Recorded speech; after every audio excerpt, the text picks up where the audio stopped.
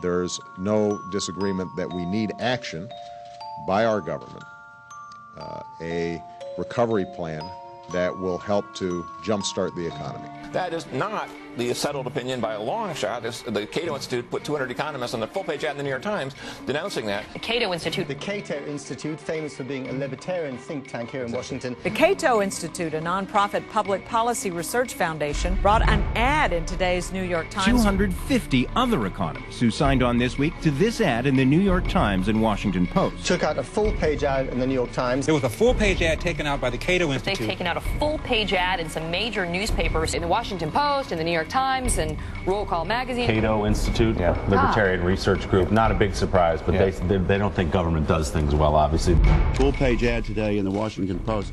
315 leading economists. Government spending is not the way to improve economic performance. Lower tax rates and a reduction of the burden of government are the best ways of using fiscal policy to boost growth. What is it about the president's stimulus plan that you don't like? The basic fact is that I don't think it's going to stimulate anything. The problem with our economy is not that we're not borrowing and spending enough, and we need the government to do some more of that for us. The fact is that both the government and consumers have been living beyond their means for some time now. This is a problem that was caused by spending and borrowing, and by engaging in more spending and borrowing, you're not going to solve it. A lot of bad government policies got us into this mess, and we don't have a magic wand that's just going to get us out right away. Even without a stimulus package, we've already got about $1 trillion deficit this year, an absolutely unprecedented number.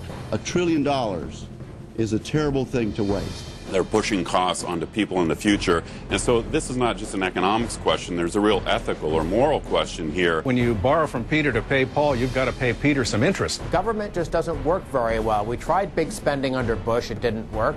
We tried big spending under Hoover. It didn't work. One of the points made is that more government spending by Hoover and Roosevelt did not pull the U.S. economy out of the Great Depression in the 1930s, and it also didn't solve Japan's, quote, lost decade in the 1990s. The New Deal failed.